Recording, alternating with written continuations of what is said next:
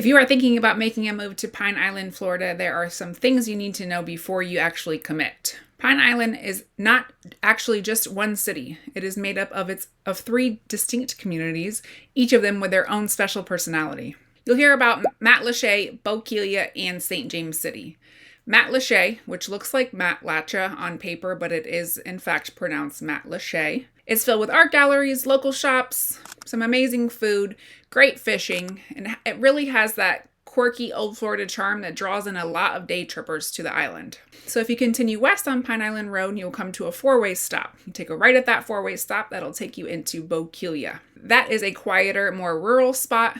It has larger lots, mangroves, and great access to the water for boating and fishing. So if you head back the other way to the southern end of the island, that's where you'll find St. James City. This is a residential area. It is definitely more populated than the north end, but it still maintains that peaceful island vibe. In the middle, where I mentioned that four-way stop, is where you find what is called Pine Island Center. That's where you find more of the little shops and conveniences of modern day. By the way, if you're new here, I am Jessica Gatewood, a local real estate agent born and raised right here in Lee County. On this channel, I share everything you need to know about living, working, and playing here in Southwest Florida. If that sounds like something you're interested in, don't forget to hit that subscribe button, and you can grab my relocation roadmap, which is a free download. There's a link below. It'll walk you through everything step by step if you are planning a move to Fort Myers of the Southwest Florida area. Okay, back to it. And starting with an important one for families, schools. Schools on Pine Island are limited, which is very important to note if you have kids. The only school actually on the island is Pine Island Elementary, that's on Bokeelia, and that serves kindergarten through 5th grade.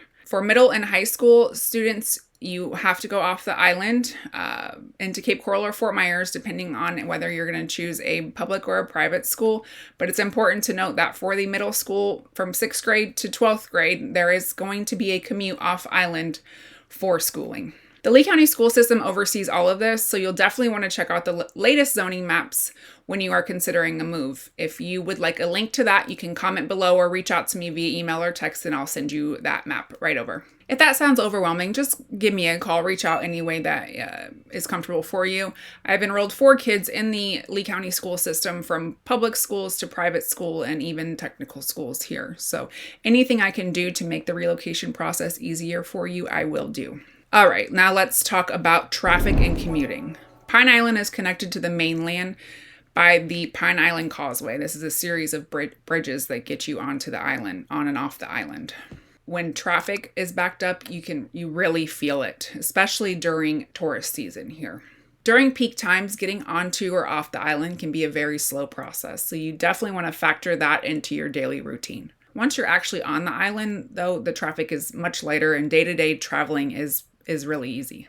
If you're planning a trip to the area, reach out to me. I can put together a personalized maps route for you that highlights things like the homes, schools, restaurants, things to do. It really will help you get a great picture of what it would be like to live here. For commuting, you can expect about 40 to 50 minutes to get into Fort Myers, depending on where on the island you live and the time of day, of course. If you are taking a flight, there is the Punta Gorda Airport. That is the closest to Pine Island. That's probably about a 45-minute drive, and that has limited flights. And then there's Southwest Florida International, which is probably about an hour to an hour and a half, depending on, again, the time of day and all of that. So as for the beach access, Pine Island does not have sandy beaches like Fort Myers Beach or Sanibel. So you are looking at probably about an hour to an hour and a half to get to those beaches from Pine Island. And then during tourist season, that can easily push into 2 hours. The lifestyle on Pine Island is relaxed and centered around nature. You will find incredible fishing, boating, kayaking, bird watching. If you're looking for nightlife, shopping, and tons of dining options, you will have to drive off island. So that's something to consider. If that's something you do multiple times a week, you may want to look into other parts of Southwest Florida to make your landing spot. A lot of residents here honestly have vacation homes on the island that they use on the weekends and stuff, rent out Airbnb, that type of stuff. So If you're the type that is, needs a little more activity in your life, but you do want to have a place to unwind and relax, that's another option to look into, now or in the future. The housing options on the island are very widespread. I mean, it goes from manufactured homes up to multi-million-dollar homes. So there's something for everyone. And there's also agricultural farms where you can make your homesteading dreams come true. The median sale price for all of Pine Island as a whole, so that's Bokeelia, St. James, and Matlacha, for single family homes in August 2025 was $520,000. Something that is really important to keep in mind when you are thinking about purchasing a home or property on Pine Island is that this is an island and there are lower elevations. So your flood insurance and homeowners insurance with hurricane insurance are going to be more of a cost factor than they would on inland areas. So what does this mean for you? If you are craving peace and quiet in a close-knit community with easy access to the water, then Pine Island might just be the perfect fit for you. But if quick commutes, lots of school options, and big city conveniences are high on your list, Pine Island may feel a little limiting for you.